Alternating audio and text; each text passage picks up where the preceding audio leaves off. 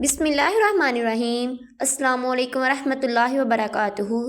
ماہ شعبان کے اس بابرکت مہینے کی خاص نماز، یہ نماز اللہ تعالیٰ کو اتنی پسند ہے کہ جو بندہ بھی یہ 4 رکعت نماز نفل اس طرح ادا کر لیتا ہے وہ اللہ کا محبوب بن جاتا ہے، وہ اللہ کا دوست بن جاتا ہے، اللہ کا ڈاڈا بن جاتا ہے۔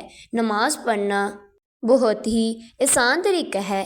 نماز پڑھنے سے اللہ تعالیٰ سے وہ جو کچھ مانگتا ہے اللہ پاک اس بندے کی تمام دعاؤں کو، تمام حاجات کو پورا کر دیتا ہے۔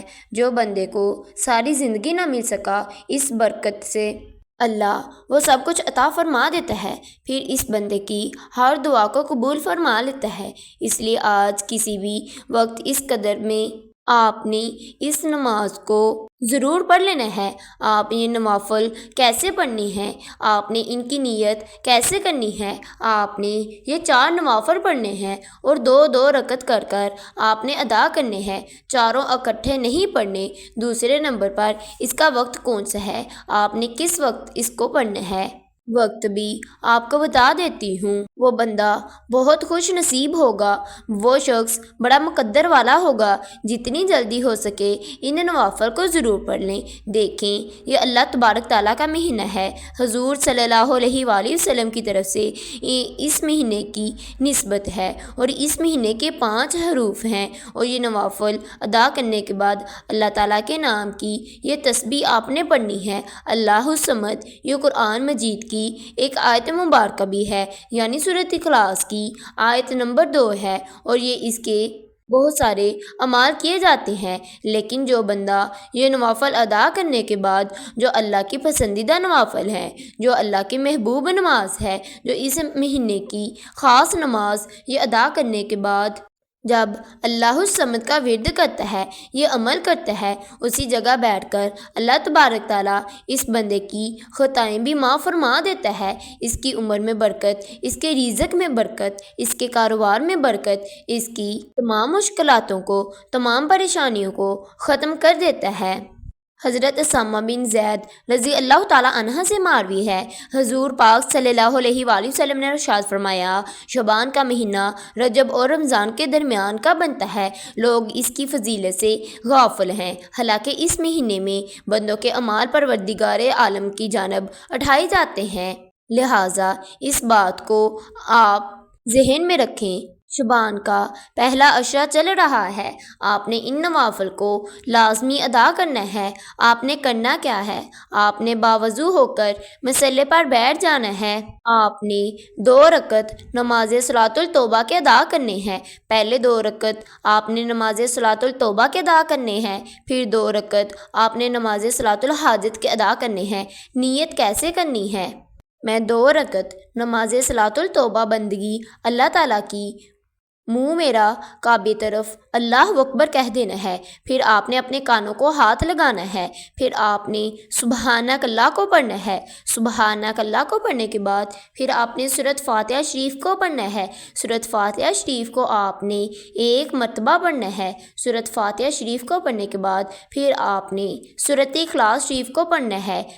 آپ نے سورۃ اخلاص شریف کو 21 مرتبہ پڑھنا ہے۔ آپ نے سورۃ اخلاص شریف کو 21 مرتبہ پڑھنے کے بعد پھر رکوع کرنا ہے، پھر سجدہ کرنا ہے، پھر آپ نے کھڑے ہو جانا ہے، پھر آپ نے سورۃ فاتحہ کو پڑھنا ہے۔ سورۃ فاتحہ شریف کو پڑھنے کے بعد پھر آپ نے سورۃ اخلاص شریف کو پڑھنا ہے۔ سورۃ اخلاص شریف کو پڑھنے کے بعد پھر آپ نے 21 مرتبہ سورۃ اخلاص شریف کو پڑھ لیا، پھر آپ نے رکوع کرنا ہے، سجدہ کرنا ہے۔ اس طرح آپ کے 2 نوافل مکمل ہو گئے۔ پھر آپ نے 2 نوافل مکمل کرنے کے بعد پھر آپ نے 50 مرتبہ درود ابراہیم کو پڑھنا ہے۔ 50 مرتبہ آپ نے درود ابراہیم کو پڑھنا ہے۔ ام المومنین سیدہ عائشہ صدیقہ رضی اللہ تعالیٰ عنہا فرماتے ہیں، سنا ہے صاحب معراج صلی اللہ علیہ وآلہ وسلم کا پسندیدہ مہینہ شعبان العظیم تھا۔ اس مہینے میں حضور روزہ رکھا کرتے تھے، پھر اس مہینے میں روزے رکھ کر رمضان المبارک سے ملا دیتے تھے۔ یہ وہ بابرکت مہینہ ہے جس مہینے کی عظمت اور فضیلت کو بہت سارے صحابہ بیان کرتے ہیں۔ اس میں جتنا زیادہ ہو سکے وظائف کریں، نفلی عبادت کریں، روزے رکھیں، اللہ تعالیٰ کی بارگاہ سے مانگیں، اللہ تعالیٰ سے اپنے گناہوں کی توبہ کریں۔ آپ نے 2 نوافل ادا کرنے کے بعد 50 مرتبہ درود ابراہیم پڑھنا ہے۔ 50 مرتبہ درود ابراہیم پڑھنے کے بعد پھر آپ نے 2 رکعت نوافل اور ادا کرنے ہیں۔ ان کی نیت آپ نے کیسے کرنی ہے؟ جیسے آپ نے 2 رکعت نوافل کی پہلے نیت کی ہے، جہاں پر آپ نے توبہ کہا ہے وہاں پر آپ نے نماز صلاۃ الحاجت کہنا ہے۔ پھر آپ نے اسی طرح سبحانک اللہ کو پڑھنا ہے۔ سبحانک اللہ کو پڑھنے کے بعد سورۃ فاتحہ شریف کو پڑھنا ہے۔ سورۃ فاتحہ شریف کو پڑھنے کے بعد پھر آپ نے آیت الکرسی کو پڑھنا ہے۔ اگر آپ کو آیت الکرسی نہیں آتی تو آپ نہ پڑھیں۔ پھر آپ نے سورۃ اخلاص شریف کو 50 مرتبہ پڑھنا ہے۔ اگر آپ کو آیت الکرسی نہیں آتی، اگر آپ کو آیت الکرسی آتی ہے تو آپ نے 1 مرتبہ آیت الکرسی کو پڑھنا ہے۔ پھر 15 مرتبہ سورۃ اخلاص شریف کو پڑھنا ہے۔ سورۃ اخلاص شریف کو پڑھنے کے بعد پھر آپ نے رکوع کرنا ہے، سجدہ کرنا ہے۔ پھر آپ نے کھڑے ہو کر پھر سورۃ فاتحہ شریف کے بعد اگر آیت الکرسی آتی ہے اسے پڑھ لیں۔ 1 مرتبہ آیت الکرسی پڑھنے کے بعد پھر آپ نے 15 مرتبہ سورۃ اخلاص شریف کو پڑھنا ہے۔ اگر آپ کو آیت الکرسی نہیں آتی تو آپ نے 50 مرتبہ پھر سورۃ اخلاص شریف کو پڑھنا ہے۔ پھر اس طرح آپ نے اپنے 2 نوافل مکمل کر لینے ہیں۔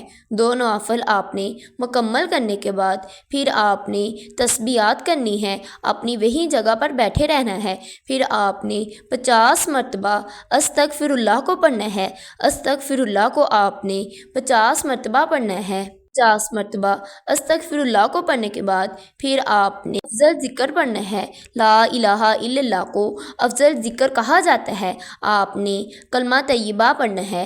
آپ نے لا الہ الا اللہ کو کیسے اور کتنی دفعہ پڑھنا ہے؟ آپ نے لا الہ الا اللہ کو 100 مرتبہ پڑھنا ہے، یعنی جب آپ آخری دفعہ 100 مرتبہ لا الہ الا اللہ کو پڑھنے لگیں تو آپ نے آخر پر لا الہ الا اللہ محمد الرسول اللہ کو پڑھ لینا ہے۔ پہلے آپ نے لا الہ الا اللہ کو پڑھنا ہے، پھر آخر لٹانے پر آپ نے لا الہ الا اللہ محمد الرسول اللہ کو پڑھ لینا ہے۔ پھر آپ نے دوسرے نمبر پر جو تسبیح کرنی ہے وہ آپ نے درود ابراہیم کی تسبیح کرنی ہے۔ آپ نے درود ابراہیم کو بھی 100 مرتبہ پڑھنا ہے۔ 100 مرتبہ آپ نے درود ابراہیم کو پڑھنا ہے۔ 100 مرتبہ درود ابراہیم کو پڑھنے کے بعد پھر آپ نے تیسرے نمبر پر جو تسبیح پڑھنی ہے وہ سورۃ اخلاص شریف کی پڑھنی ہے۔ سورۃ اخلاص جو رب کائنات کی وحدانیت بیان کرتی ہے، اللہ تعالیٰ کی پسندیدہ تسبیح ہے۔ جو کوئی بندہ سورۃ اخلاص کو پڑھ کر اللہ تعالیٰ کی وحدانیت کو بیان کر کر اللہ پاک سے مانگتا ہے تو اللہ پاک اس بندے کی تمام دعاؤں کو قبول فرما لیتا ہے۔ آپ نے سورۃ اخلاص کو بھی 100 مرتبہ پڑھنا ہے۔ اس طرح پڑھنے کے بعد پھر آپ نے آخر پر 1 مرتبہ درود پاک پڑھ کر اللہ پاک سے اپنے کبیرہ اور صغیرہ گناہوں کی سچی توبہ کرنی ہے۔